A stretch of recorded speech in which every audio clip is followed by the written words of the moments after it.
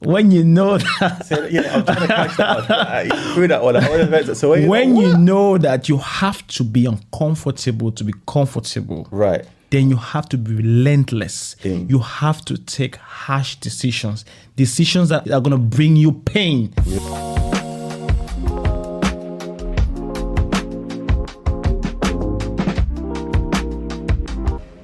Hi everyone, and welcome to the Hustlers Blueprint podcast. This is the first edition, first series. We've got a lot of really exciting content for you and yours. Hopefully you'll be able to tune in and follow us. The theme that we're going to be running with for the first couple of series is struggles to success. So we're going to be looking at a number of, narratives and a number of ways in which this little struggle to success narrative can be put forward. I'm glad to say that I've got Godwin Ba with me today. Godwin's doing a lot of exciting things. I don't want to take away the shine from you, bro. Just introduce yourself. Who are you? What's your story? Yeah, thank you, everyone. I'm Godwin Ba, as he said. And on this podcast, I'll be giving a lot of nuggets. People that are looking forward to actually level up to live from where they are currently to live their best life. I'll be giving you all the nuggets because I've been there, I've done it all, and I'm here and I'm still going. Exactly. So I'm here to bring a lot of people on my journey. Come on. People they feel like they've been left out of the good things of life. Yeah. I'm here to try to inspire them and try to make them the better versions of themselves. Come on, that's what you like to hear. Godwin, I know we've picked up your accent there, so I mean, I don't want to spoil it because there's so much to you that we can unpack, but just give us a little story. Like, where's your background from? Where does that little twang there come from? Yes, I'm from Cameroon. Come on. I'm from Cameroon and I've been in Dubai for about 8+ years. And I came here to the UK to try to see how I can inspire the people here as well. Come on, that's what we like to hear. So for all you French speakers out there, if you're hearing the French twang, it's because Godwin's Francophone, Cameroon. You know, Cameroon's like, they got two, English and French. The Francophones and the Anglophones, So you can get the French twang in my and accent, you can get the French. So that's right, he parle français and he's also speaking English. Come on. So Godwin, you obviously have made the transition from Cameroon to Dubai to now being in London, the UK. Walk us through that. Like, what's been some of the fears and challenges that you've had to overcome? So when it comes to the fears and challenges, there's been a lot. And the most thing has been to try to combat the fact that I was built for more, you get me? Mm-hmm. I was built for more. And when I have this mindset, no matter the situation I found myself in, I will always strive to be the best version of myself. Doing what other people would not do, I was doing just that. Okay. So, and in terms of sort of where you're positioned career-wise, are you able just to share with us a little bit of sort of what it is that you do, just so that we can open up the discussion a little bit more? So where's your career, where's your path of success as we speak? Yeah, that's a good question. So currently I'm a Salesforce developer, Salesforce consultant, and I'm also a mentor to a lot of people. Okay. So I build enterprise business applications for companies. Okay. To help manage their entire businesses. I build analytics applications. Okay. So I'm talking about Fortune 500 companies. And this is what they literally use to run their entire business. So I'm master with Salesforce. Okay. And Salesforce is the number one CRM platform in the world. All companies right now have a CRM platform. Okay. So we customize this for the companies and we help them to automate their business as much as possible. And my goal is to try to help, because I did not go to a university to learn this, right? Sure. I learned this just because of my hustle. Okay. And my goal is now to help as many people as possible. So I have a company that I set up in a platform, a SaaS product, pathway to Salesforce, that people come in there and they can learn from the ground up. Someone has no idea about technology. someone that literally doesn't even know what a computer is. Okay. Is able to come in there And with the journey. walk through the entire journey step by step and hold them by the hand. It's like a mini university. Okay. So you have them submitting their projects. It's practical based. Okay. So we have them submitting their projects. We have people that review their projects and submit them back to them. Yeah. Give them the results, see what they're liking, help improve them, get them certified, get them ready for the job market, and then they can change the story. They can change their narrative. All right, you said a few things there. We're going to dig deeper into some of sort of your own personal triumphs in this journey. But do you just want to sort of explain to everyone what SaaS, and you said Salesforce, because I want to build a picture so people can understand exactly where you're sat and why your journey's been how it is and how you've overcome. So when people talk about SaaS, what is SaaS? Okay, that's cool.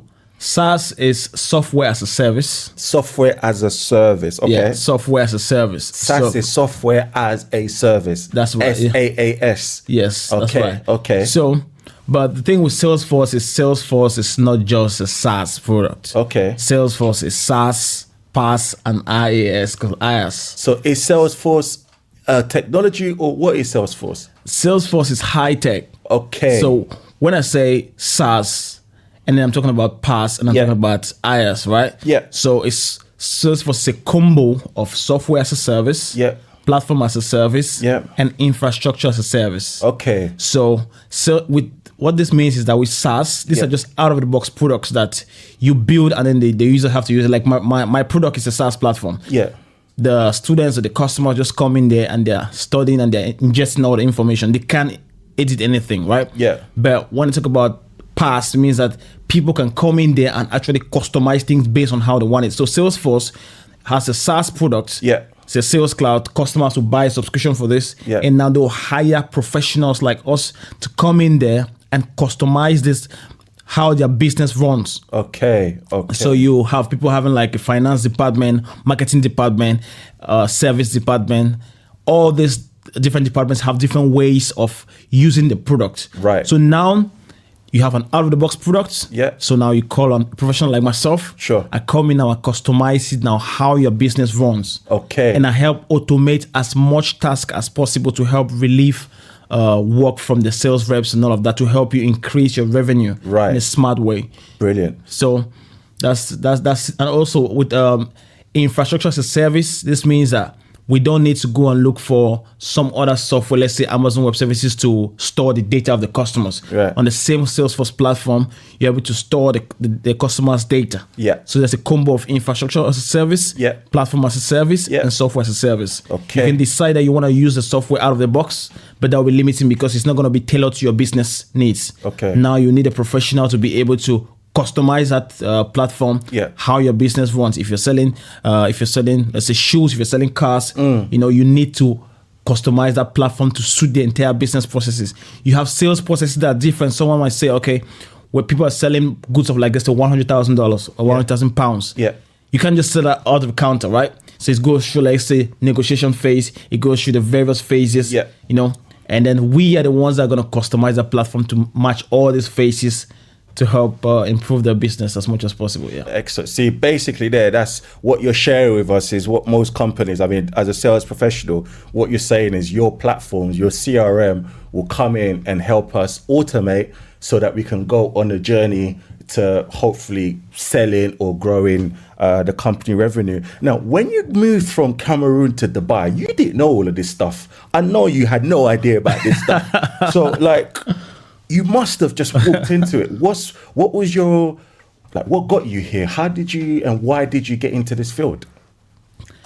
So when it comes to why did I get into this field, I think there's a lot of things that happened before I got in here. I did not just leave Cameroon and I got here. It was a journey. Right. So I've been through different things. I've tried different things. I've failed. I've woken up. So there's a popular saying that if you fail, Yes.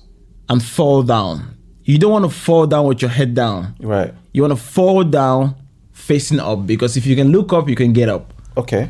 So I've been through all this journey. I started my journey as a security guard when I traveled out of Cameroon, and from a security guard, I envisioned myself that I was going to be a bodyguard. You know what I mean? What? So when you was leaving Cameroon to go Dubai? No, when I was leaving Cameroon to go Dubai, Yeah. I was going as a security guard. Wow. Right? Okay. So, but remember, you're talking to someone that has degrees, masters in the university, right? It's just because of the way the country was. Sure.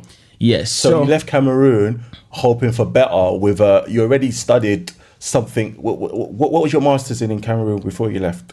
So I have the master's. It was not in tech. It was in petroleum. Wow. So you're actually a petroleum guy by I worked in Sonora, which is like the biggest oil company in Cameroon. But.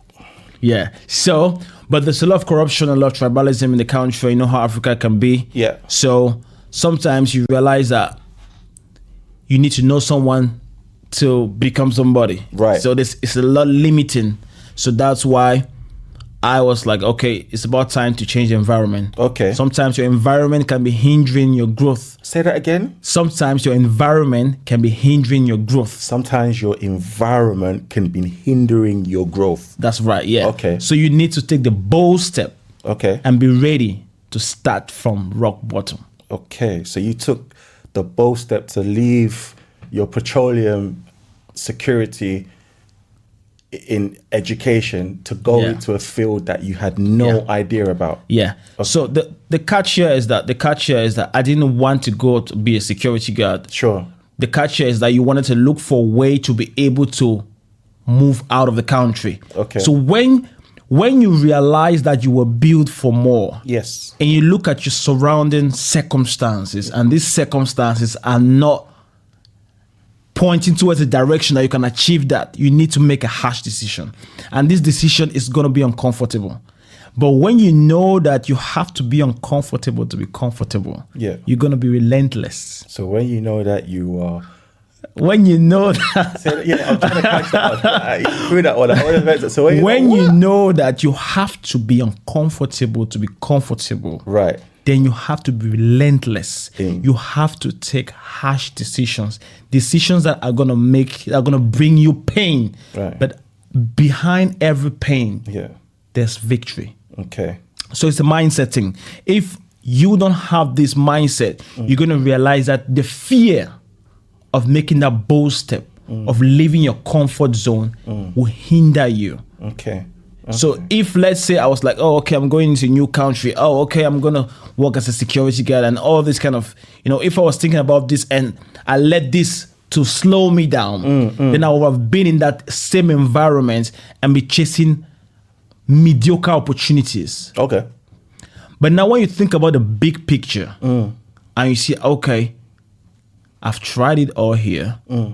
What about if I try somewhere else? But when you're saying this, I'm thinking there's got to be something that was a bit of a rejection, because you're leaving your hometown to go to Dubai, which is not your home. Culturally, you're going to face a lot of rejection. So, why weren't for that? How did you manage to navigate and not feel like, what, let me just do a security job, or let me just do a standard job that most people do? Why did you how did you still manage to overcome that rejection in a new country that's not yours? I like the question. The thing is, when you know where you're going to, you're unstoppable. When you know where you are going to, you're unstoppable. The challenges that come are just fuel to take you to where you want to go. So when I was a security guard, right, I look at when I travel, remember, the security guard was just the means to take me out. Right. Because that was the only available opportunity at that time. It was the only means. So when directly I was hired from Cameroon. Yes. Oh, so you got the job before you got to... That's right, yeah. Okay. Yeah, so I was hired from Cameroon. Okay. That was just a means to go out, which was very uncomfortable. But now when I got into the land, I had to explore opportunities. Say, okay, this is a foreign land. I have the opportunity to explore whatever opportunity I want to get. I was staying in accommodation with over I'm talking about maybe 1,000 people in the whole one accommodation. Yeah. It was called the army camp. And in one room, the room were like you're talking about this, the containers where you travel goods and send out of the country. So you have this container, and then you have 8 beds inside. and you have like, you're sharing like one kitchen with 4 gas plates for this 1,000 people. This is where in Dubai. That's right, yeah. Okay.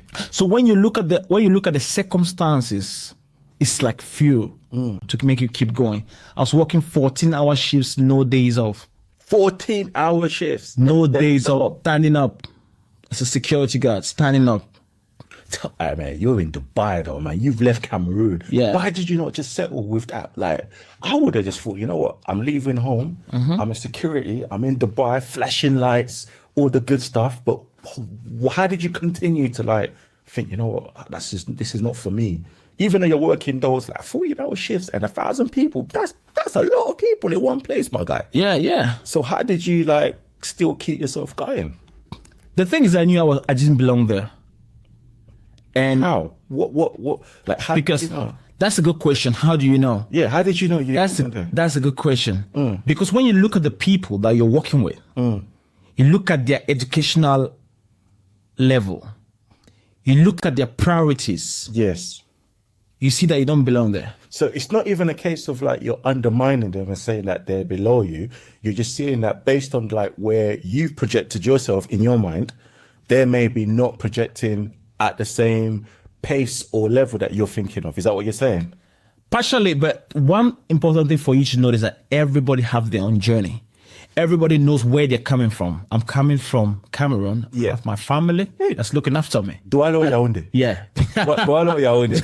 Limbe. Limbe. Hey, So- if you're from Limbe, this is your son here. He's talking. Yeah. So I have my family that's looking up to me. You know, I have my mom that's looking up to me. Right. So I don't know what's going on in these people's families. Okay. Get me? Okay. I don't know if how much they're receiving there is okay for them or not. Okay. But for me, this was not okay at all. Okay. But this was big money in Cameroon. Okay. But I knew that from the way these guys were talking, just from the way they look, not like being, but from the way they look, sometimes you see these people have not even gone to school at all. I see. You get me? Yeah. So, but now you're talking to someone with degrees. Yeah. So I cannot come in there Yeah. and get sucked in with that mediocre life. Okay. I'm an intellectual. I was coming in there just as a means, and I have the grace of God on me. Okay. So this was also something that helped me. When I came in there and I saw the way the circumstances were, I set myself a target of 1 year. That I'm Okay. going to leave this place in 1 year, no matter what. So you got there, looked around, saw that, you know what, it's not even that these people are not on my level or they're below me, but it's just that I need to move to another level. I'm going to give myself some time just to set up, and I give myself you said 1 year. Yeah. So, and 1 year, what did you say to yourself? I left in 1 year. So you said to yourself, in 1 year, this can't be me. Yeah. Great. Okay, good question. I'll say in 1 year, I'm going to leave this place to a better place. You know, in 1 year, I'm going to leave this place to a better place. I pray to God, but sometimes people get Christianity wrong. Okay. And they just think that you just pray and pray and pray and pray. Maybe you be screaming and praying. I'm thinking that, you know how Africans can pray sometimes? Yes. Oui. Ils pensent que quand ils prient comme ça, Yeah. God is just gonna answer them. But when God, other people are praying the same prayer as well. Exactly, yeah, man. The thing is that what you're doing differently. Exactly. So I said to myself that probably almost everybody in this place is praying the same thing for God to give them a better life, Right. get them better jobs. But what is going to set me aside is what I do differently. That's right. So I needed to say, God, if I'm begging you for you to bless me with a new job or a new opportunity, I need to get new skills. Okay. With this mindset now, it started making me to start ingesting new information. Okay. So you prayed for it. Yeah. But then you also had to, would you say, execute something? I prayed for it. Yeah. And then I had to work very hard for it. I see. I'd not just pray and say, God should help me on an opportunity. Yeah. I prayed for it just for the grace of God. Yeah. And then I did something. So God can use that thing to change my story. Because imagine that we are all in the house and we are praying for you to have a better job. Yeah. So 1,000 people. 1,000 people pray for the same thing, of course, every day, right? That's a lot of praying, bro. Yeah. So imagine 1,000 people praying for the same thing, but 1,000 people, but 999 people Yeah, man. are just praying. And then there's one person that is praying, but he's praying that, okay, God, use this thing that I'm doing to bless me to another opportunity. It's different, right? 100%. Yeah. So now I started learning new skills. That's I got into health and safety. I started learning it, and then God used that now to take me away from the security into another opportunity, which now gave me more time to be able to, because now I started working 5 days and I had more days off, the rest like 3 days off, 2 days off. Yeah. And I have more time now to use it to get into something to get into tech actually. I see. Yeah. And what along that journey, because I'm imagining you probably had to sacrifice some stuff. You know, everyone else is, you know, living the high life. Dubai is like everyone's favorite destination. It's a playground for the wealthy, for the rich, as they say. So what were some of the sacrifices that you had to do to adjust and get into tech? The thing is that with Dubai, like people have a lot of misconception about Dubai because Dubai is there's different categories of people living in Dubai. That's There's right. people that come in there as expats, they're living a good life. There's people that come in there to struggle and they're living a really harsh life, right? So I had to understand that to get to that level, I needed to do something differently. You understand? And I had to sacrifice, like, because when we came back from work, my colleagues were the girls that came to girls. So you couldn't check those. Yeah, they were talking to girls. They were doing all this stuff. You know what I mean? You reached out on that. Yeah, that's what I was saying. That's what I'm saying. Yeah. So they were talking to girls. They were doing things that The cars. Yeah, you know what I mean? Thing. Yeah. Was you tempted? Going to the club? Was you tempted? I went to the club a couple of times, but I knew my vision, so I didn't let that take over me. So I didn't let that take over me. So Tell the truth. You enjoyed the club there. There was like, yeah, what's the scene out there? How was everyone? What, everyone's living nice, yeah? bro. You can't say everyone is living nice because, like I said, there's different categories of people. I just went there because it was like a mental relief. I was working 14-hour shifts, no days off, bro. Yeah. So you need to just let loose. Yeah. Some steam off. I just had to relax a little bit. I feel like a human being. 100%. And then all these girls, and you're thinking, you know what? I'd love to get involved, but, and that but is. Yeah, the thing is, I could go and chill and come back to my house soon. Yeah. There's people that will come back every day after work and they'll be looking at girls' pictures and going on Instagram, social media, liking, calling girls and talking to them, lying to them, or asking for pictures and all of that kind of stuff. I was not in that school of thought. This guy's trying to hot up everyone's tactics. Well, but that's what people are doing. Leave them alone. Yeah, man, but that's the choice. Right? Do you know, 5 days ago, I spoke to somebody in the same position and they showed me another friend that, come and see this guy. Do you know this guy? Yeah. And this other guy was a guy of about 10 years ago in the same spot. Now, the decisions and actions you take is going to determine where you're going to be. Where you're going to be. The decisions and actions you take will determine where you're going to be. Yeah. We're going to take a short break. We'll be back. I think he said a lot there, and I hope you've been taking note and catching some of it. You said a lot there. Even I've taken some nuggets. So bear with us as we just go on a short break, and we'll be back in 2.